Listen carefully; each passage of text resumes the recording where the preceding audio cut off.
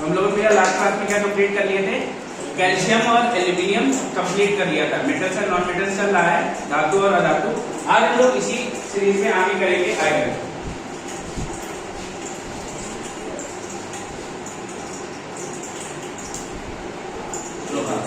अब आयरन के ओर्स, सबसे पहले एश। एश क्या होते हैं? What are ores? हमने एश पूछा, एश क्या होता है? एश का परिभाषा दो। अच्छा, एश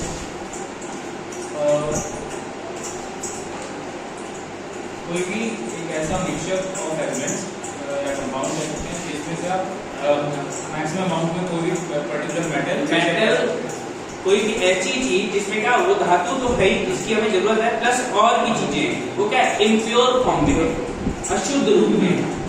कोई दिक्कत? यार हमें क्या मिलेगा? रॉ आयरन मिलेगा। तो इसमें क्या क्या आता है? हेमेटाइट,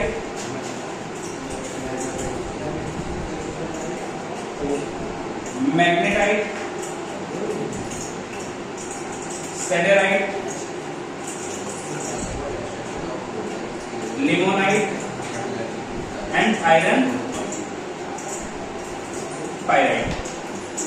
ये क्या आपके 5 आयरन के ओर हैं। कोई दिक्कत? अब इनके अगर आपको फॉर्मूले लिखने हो तो लिखेंगे Fe2O3, Fe2O3, फिर लिखो होगा Fe3O4, क्या होगा?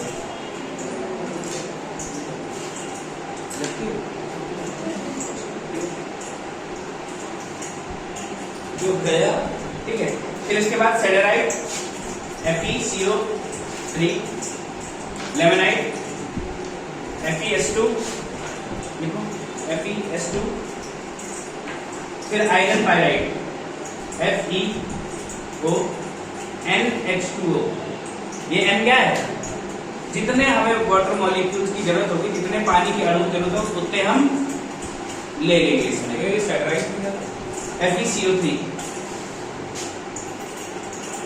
FeCO3। अब इसी में आपको जो आयरन पायराइट दिखा है,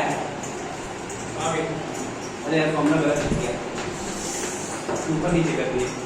ये लिमोनाइट होता है FeONH2O, ये होता है FeS2, ठीक है। ये गलत लिखा ऊपर नीचे। अभी जो आयरन पायराइट है, ये क्या चमक वाला होता है, इसमें चमक होती है, इसको कहा जाता है मूर्खों का सोना, फूल्स गोल्ड, ठीक है। इसे क्या बोलते हैं? फूल्स gold, FeONH2O, N molecules of H2O।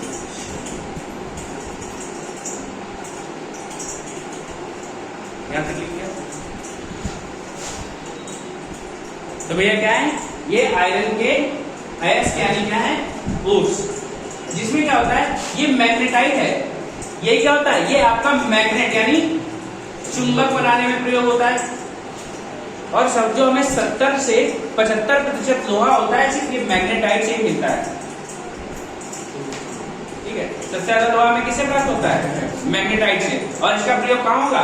चुंबक यानी मैग्नेट बनाने में। कोई दिक्कत? तो क्या हो गए? Hematite, magnetite, siderite, limonite and iron pyrite. अब देखो आयरन पायराइट, मैग्नेटाइट और हेमेटाइट, ये तुमको बिल्कुल भूलने नहीं है। ये क्वेश्चन पेपर में बहुत पूछा जाता है। मूर्खों का सोना किसे बोलते हैं? तो तुमको आयरन पायराइट का लेके क्या दे देगा? FeS2 लिख के दे देगा। तो इसको बिल्कुल ध्यान में रखो। FeS2 किसका फॉर्मूला है? आयरन पायराइट का है। इसे मूर्खों का सोना या फूल्स गोल्ड कहा जाता है, ठीक है। अब आगे बढ़े तो आगे हमसे पूछा था आयरन के स्टेट्स कितने होते हैं।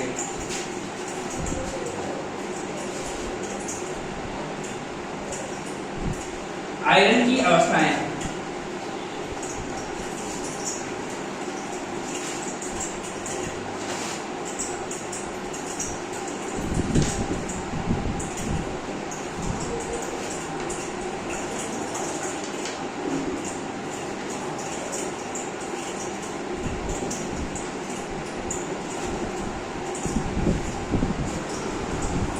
अब देखो तुमने देखा होगा Fe+2 दिखाई देता है।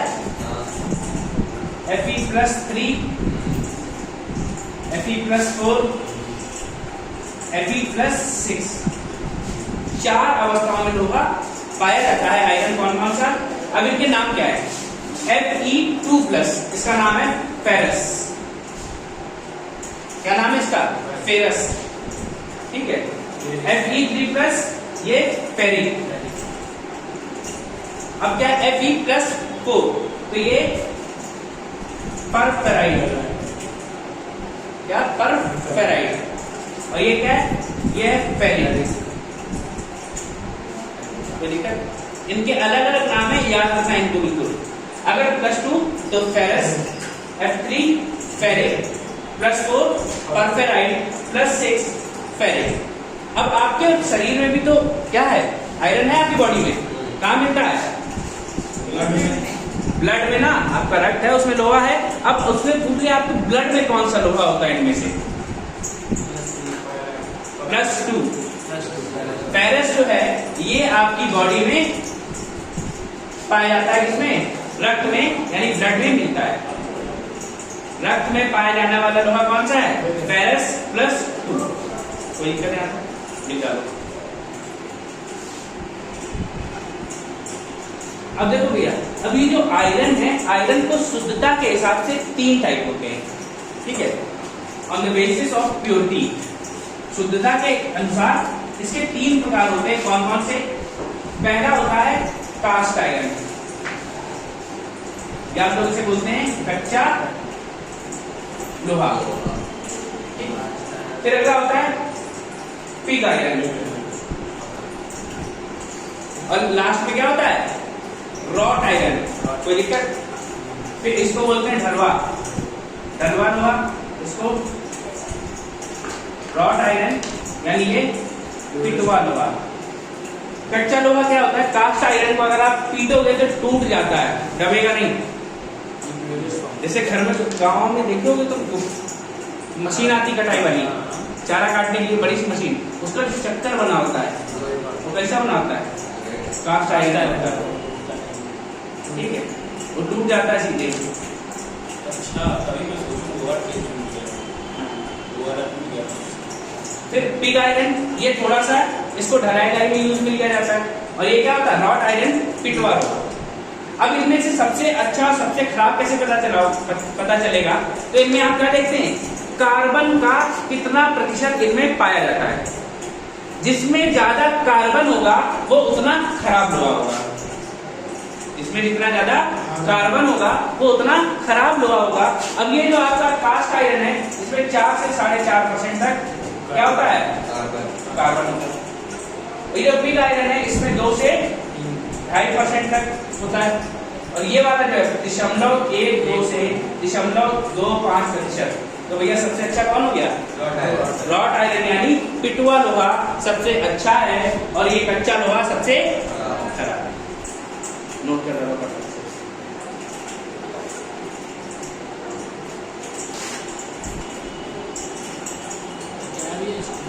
शुद्धता के अनुसार 3 प्रकार के लोहे। Types of iron on the basis of purity. ये प्योरिटी हम किसके हिसाब से पता लगाते हैं? कार्बन की प्रेजेंस से, कि जितना ज्यादा कार्बन उतना खराब, जितना कम उतना अच्छा।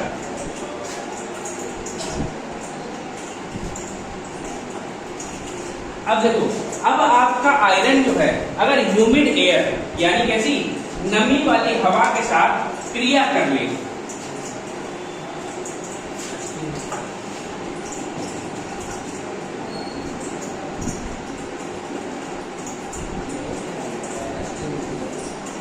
आर्द्र वायु के साथ क्रिया करे, मतलब ऑक्सीजन तो होगा, लेकिन उसमें और क्या होगा साथ में? एयर के साथ वाटर के कण होंगे, पानी के कण होंगे। तो पानी के कण होने से क्या बनाता है? Fe2O3.H2O। H क्या है? नंबर ऑफ पानी के कितने कण होंगे वो X है, और H2O तो पानी है। और इससे क्या होता है? यही है भैया आपकी रस्टिंग, यानी जंग लगना। लोहे में जंग लगती है ना, किसकी वजह से लगती है? जब लोहा आर्द्र वायु के साथ क्रिया कर ले तो क्या बनाता है? Fe2O3.H2O। इसे क्या बोलते हैं? जंग या रस्टिंग बोलते हैं। कोई दिक्कत? अब रस्टिंग क्या है? ये भौतिक बदलाव है या रासायनिक बदलाव है? Is it a chemical change और फिजिकल चेंज? भैया होता तो है, ऑक्सीडेशन के दोनों ही है सर। ये भैया केमिकल चेंज है, ऑक्सीडेशन ऑक्सीडेशन ही तो हो रहा है। अब देखो ये केमिकल चेंज है यानी रासायनिक बदलाव है। अब देखो भैया यहाँ जो रिएक्शन होती है, कौन सी रिएक्शन होती है? रेडॉक्स रिएक्शन होती है। मतलब एक बार ऑक्सीडेशन होगा, एक बार रिडक्शन होगा, मतलब अपचयन और उपचयन की क्रिया दोनों एक साथ होती है, तब हमें क्या होती है? तब रस्टिंग होती है। कोई दिक्कत नहीं आता? तो किस तरह से होगी? ये एक रेडॉक्स रिएक्शन है।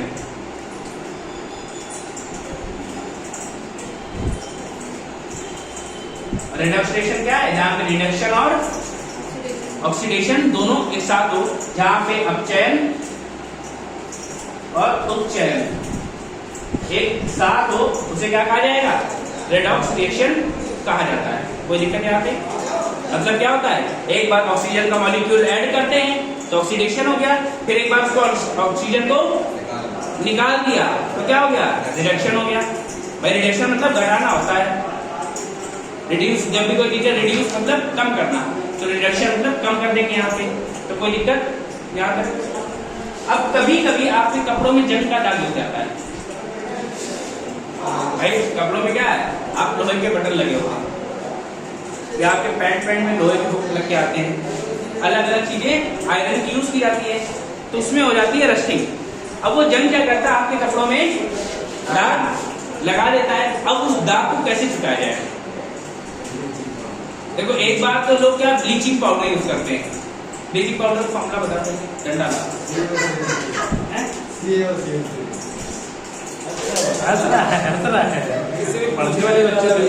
कैल्शियम हाइपोक्लोराइड या कैल्शियम ऑक्सीक्लोराइड। ठीक है, ये क्या है? Bleaching powder. एक तो इसका यूज करते हैं। अगर इससे भी दाग ना छूटे तो यूज करते हैं ऑक्सैलिक एसिड यानी ऑक्सैलिक अम्ल। कोई दिक्कत नहीं आता? ठीक है, ये बात समझ में आ गई। और क्या? अब आयरन में जंग ना लगे, भाई जंग से भी हमें बचाना है, तो हम क्या कर सकते हैं? इसको दो काम कर सकते हैं इसको जंग से बचाने के लिए। टू प्रिवेंट रस्टिंग,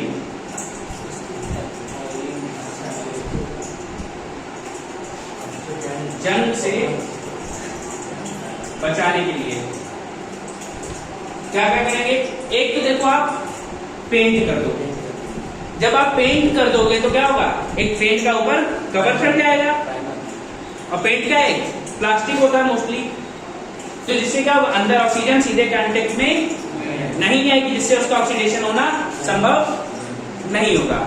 या फिर काम आप और कर सकते हो, गल्वनीकरण यानी गैल्वेनाइजेशन। What is galvanisation? नहीं मतलब वो जिंक की कोटिंग होती है। हाँ, उससे बोलते हैं जब किसी भी धातु के ऊपर जिंक का यानी जस्ते का कवर चढ़ा दिया जाए, जस्ता पोत दिया जाए, तो क्या हो जाएगा? उसे गैल्वेनाइजेशन बोलते हैं, यानी क्या? गल्वनीकरण। तो ये कर दिया जाएगा तो क्या हो जाएगा? रिएक्ट नहीं करेगा, तो वो किसी भी चीज से रिएक्ट नहीं करेगी। और जिंक भी क्या है? जिंक भी लोहे के साथ जल्दी रिएक्ट नहीं करता है, इसलिए उसका पेंट लगाया जाएगा। ऐसे नहीं कि कोई भी लगा दोगे, अगर कोई को चढ़ा तो रिएक्ट तो करेगा ही नहीं, पता चला वो रिएक्ट कर गया। भाई लोहा भी क्या है? एक रिएक्टिविटी सीरीज में देखें, अगर क्रियाशीलता वाली जो सीरीज लिखवाते हैं हम, तो उसमें लोहे का अच्छा खासा स्थिति है, बहुत रिएक्टिव में है। पोटेशियम और सोडियम के बराबर तो नहीं होगा उसकी रिएक्टिविटी, बट अच्छी है। तो इसमें हम क्या कर सकते हैं? गैल्वेनाइजेशन यानी गल्वनीकरण। ठीक है, या इसको एक नाम और बोल देते क्या? यशद लेपन। गैल्वेनाइजेशन को और बोला जाता है क्या? यशद वेद में फल है है। वेद में लिखा है हाँ, ये वेद से निकाल के लाए इसको आज हम। जैसा तो वेद में। ठीक है, तो इसको नोट कर लो। अब अच्छा ये बताओ, जब जंग लगेगी लोहे में यानी आयरन में रस्टिंग होगी तो उसका वेट बढ़ेगा या घटेगा? बढ़ेगा। रस्टिंग होने पर लोहे का वेट तो बढ़ता है परंतु उसकी गुणवत्ता खराब हो जाती है। ध्यान रखना, नोट कर लो। जंग लगने पर लोहे का वजन बढ़ता है और उसकी गुणवत्ता खराब हो जाती है। On rusting weight of iron increases but it's quality reduces. Ashwini लिख नहीं रहो।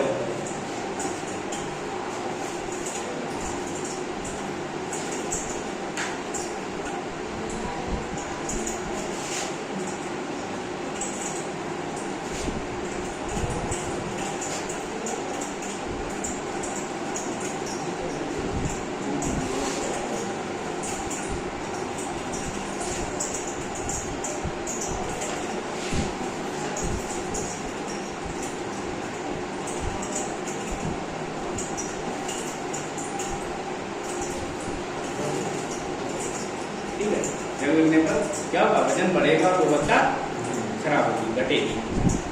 अब इसके बाद अब इससे बने हम क्या बात करते हैं? एक मिश्र धातु यानी अलॉय की। अलॉय क्या बताया था मैंने? मिश्र धातु होते हैं दो या दो से अधिक धातुओं के मिश्रण को ही हम मिश्र धातु या अलॉय बोलते हैं। मिक्सचर ऑफ टू और मोर मेटल्स और non metals is known as alloy. तो जो आयरन है, आयरन का एक अलॉय बहुत फेमस है जिसे हम लोग किस नाम जानते हैं? स्टील यानी इस्पात। स्टील को जो बोलते हैं इस्पात। अब इस्पात होता क्या है? Fe plus carbon. ठीक है, और ये कार्बन कितना हो सकता है? 0.5% से लेके 1.5% तक जिसमें कार्बन हो, क्या होगा?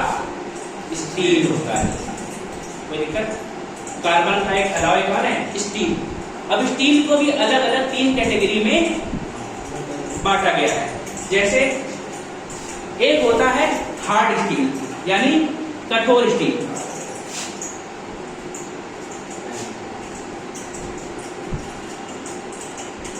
कठोर इस्पात हार्ड स्टील। इसमें जो कार्बन का अमाउंट होगा वो होगा 1.5%।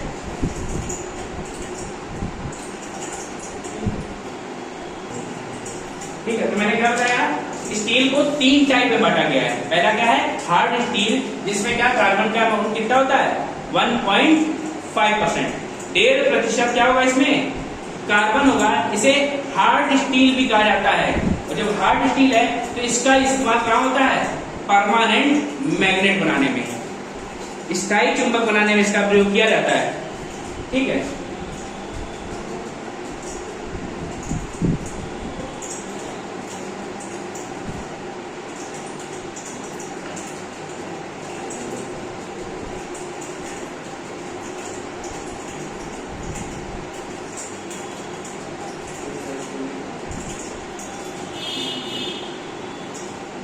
Use in permanent magnet. ये क्या था? हार्ड स्टील का। फिर इसके बाद बात करेंगे इसकी हम माइल्ड स्टील। भाई हार्ड के बाद माइल्ड आएगा, फिर सॉफ्ट आएगा। कोई दिक्कत है यहाँ पे? माइल्ड को क्या बोलेंगे? हिंदी में इसको बोलते हैं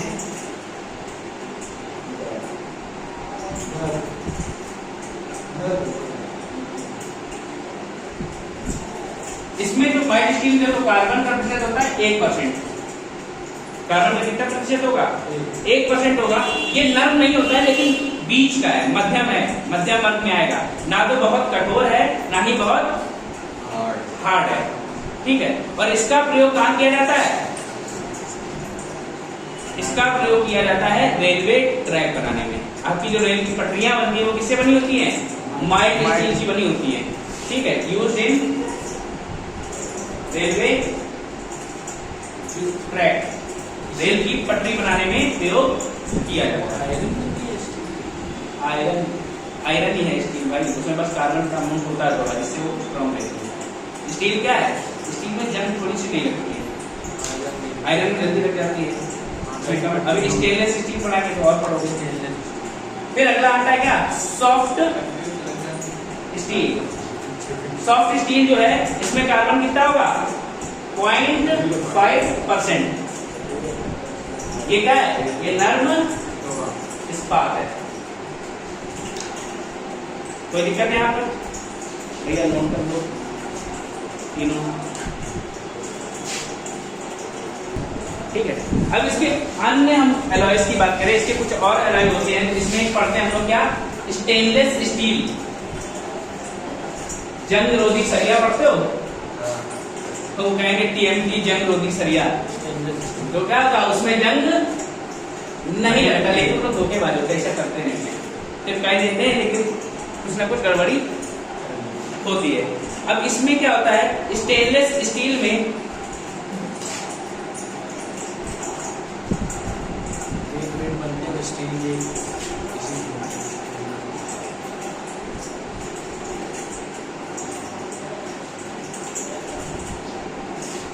Fe, क्रोमियम और निकेल।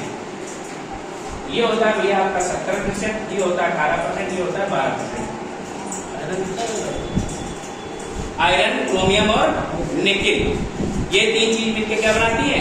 स्टेनलेस स्टील, ठीक है। अब क्या होता है? इसका यूज क्या होता है? इसको जंग लगने से बचाने के लिए इसका प्रयोग किया जाता है भाई, स्टेनलेस स्टील का। सीधे सीधे बता रहा है, स्टेनलेस जंग नहीं लगने देंगे हम।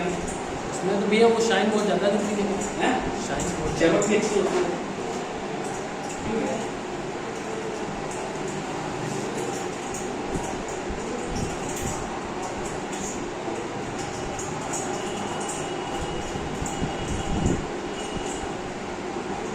फिर एक आती है निकेल स्टील, फिर पढ़ते हैं हम लोग टंगस्टन स्टील। इसमें भी आयरन होता है, परसेंटेज का होता है लेकिन निकेल का नहीं, आयरन परसेंटेज कम हो जाता होगा। हाँ होता है, लेकिन अब तुम्हें बाकी परसेंटेज नहीं पढ़ना है, इसका परसेंटेज पढ़ लिया, ठीक है। अब निकेल वाले में क्या होगा? निकेल होगा, कार्बन होगा और आयरन होगा। ये क्या होगी आपकी? निकेल स्टील हो गई। टंगस्टन स्टील की बात करें तो इसमें टंगस्टन का सिंबल क्या होता है? आज के पूछ रहे हैं, टंगस्टन को किससे लिखते हैं केमिस्ट्री में? W से।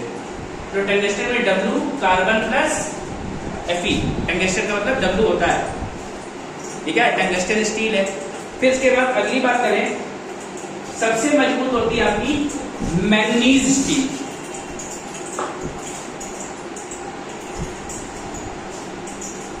इसमें क्या होगा? Mn कार्बन प्लस Fe, ठीक है। अभी जो टंगस्टन स्टील है ये कहाँ यूज होगा पता है? टंगस्टन स्टील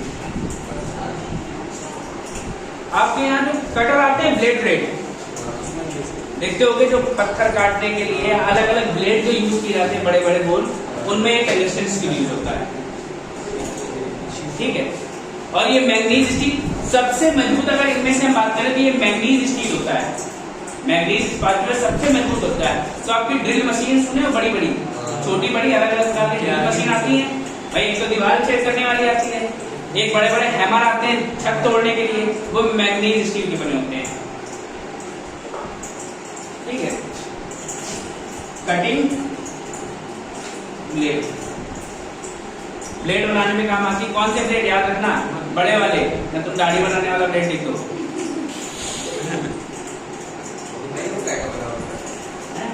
वो स्टील होती है स्टेनलेस, अच्छी क्वालिटी स्टील, ठीक है। सबसे स्ट्रॉन्ग कौन होता है? सबसे मजबूत मैग्नीज स्टील होता है। इसका प्रयोग कहाँ करते हैं? ड्रिल मशीन में, ड्रिल्स में, ठीक है। नोट कर डालो।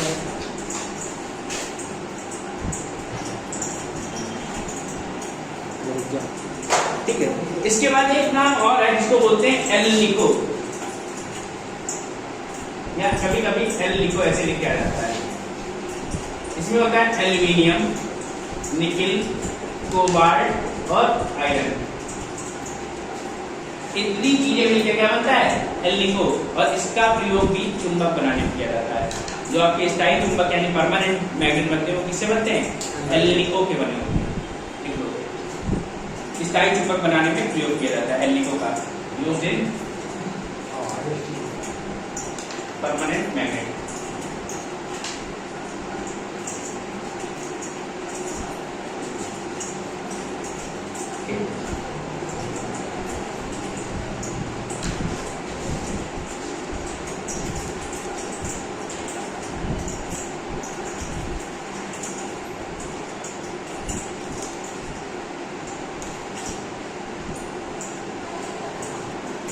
तो भैया इसी सीरीज में अगला हेडिंग डाल लो, प्लम्बस या प्लम्बम। इसको क्या बोलते हैं? प्लम्बम या प्लम्बस। इसको हम लोग और किस नाम से जानते हैं? लेड। लेड के नाम से जानते हैं पीबी को। पीबी, हाँ, तो लिखो भैया लेड, पीबी।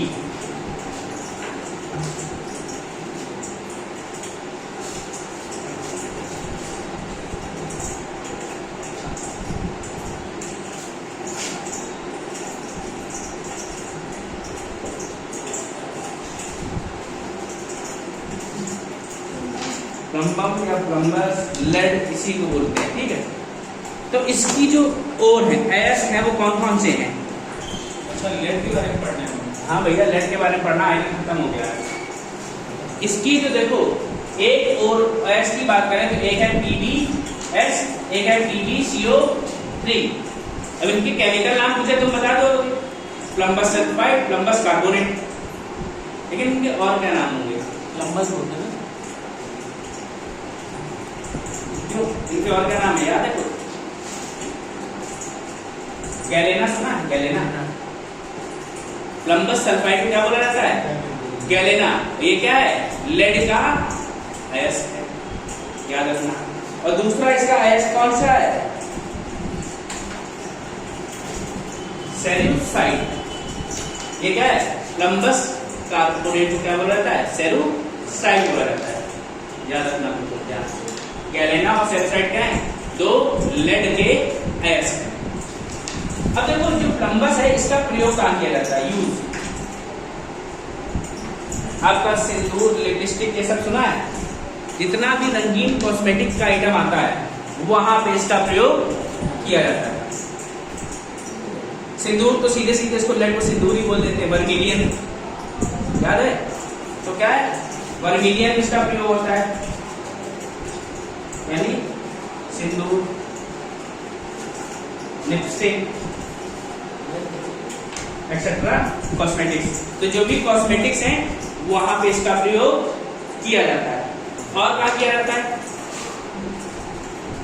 जो छपाई वाली स्याही होती है, छपाई वाली स्याही जो बड़ी बड़ी प्रिंटिंग प्रेस में होती है, वहां पे भी जो लेड इंक होती है उसमें क्या होता है? लेड होता है। इसीलिए क्या कहा जाता है?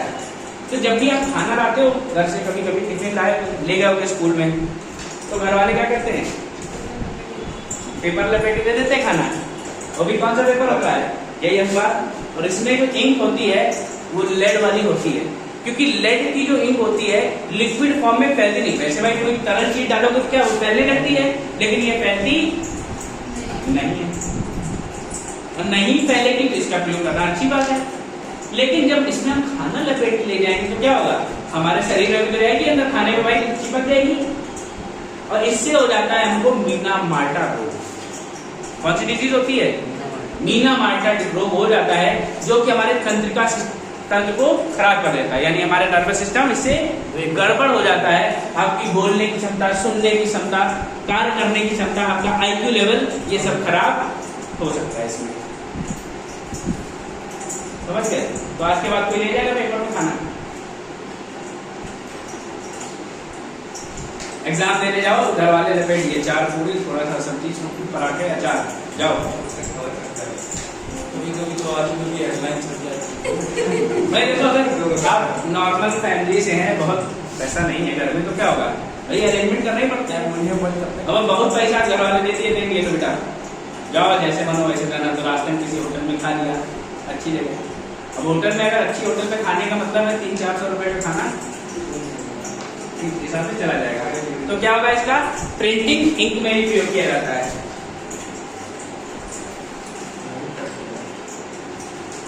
और देखो, अब आपकी गाड़ी में क्या होता है, पॉल्यूशन होता है, धुआं निकलता है, तो उसमें क्या दो चीजें निकलती हैं, क्या क्या,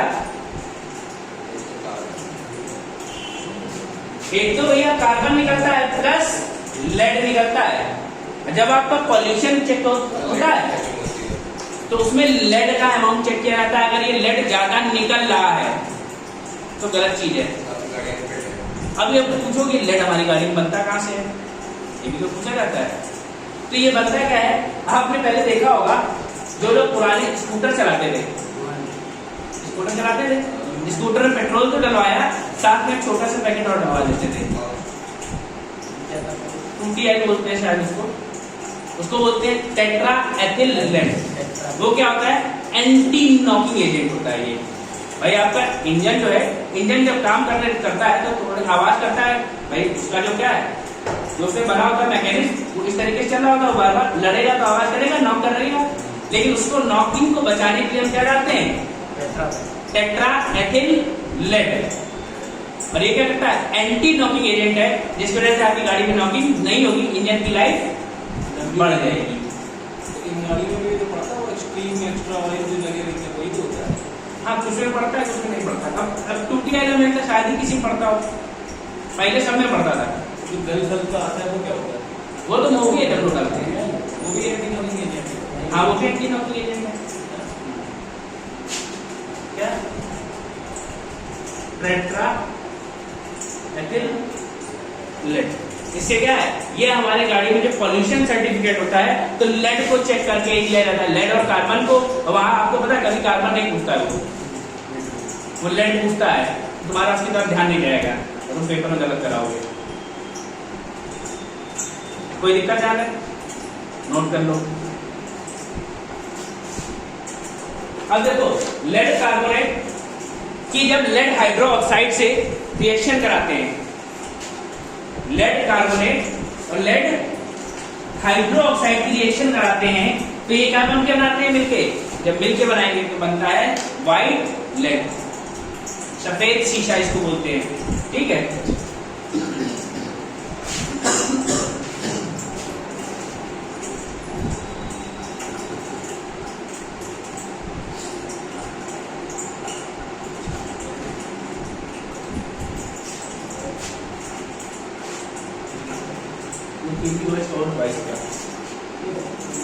अब क्या देखो, ये जब दोनों मिले तो ये दोनों मिलकर क्या बना रहे हैं, व्हाइट लेड, यानी सफेद शीशा बोल दो तुम, लेड को शीशा ही बोलते हैं ना, सफेद शीशा बोल दो। अब इसका प्रयोग कहाँ होता है, अब आपकी माचिस की तीली बनती है, माचिस की तीली में आगे जो लगा होता है वो क्या होता है, वो रेड फास्फोरस के साथ व्हाइट लेड होता है। माचिस की तीली की जो टिप होती है, अगला हिस्सा होता है, उसमें व्हाइट लेड के साथ रेड फास्फोरस यूज किया जाता है। टिप ऑफ मैच स्टिक क्या होगा, red phosphorus, white lead plus red phosphorus. ऐसा मतलब जब तुमको नॉन मेटल्स पढ़ा रहे होंगे तो आप फास्फोरस के बारे में पढ़ाएंगे, रेड फास्फोरस पढ़ाएंगे, व्हाइट फास्फोरस पढ़ाएंगे। फॉस्फोरस की बनी होती है, तो रेड फास्फोरस साथ लेड भी होता है। कोई दिक्कत यहाँ तक?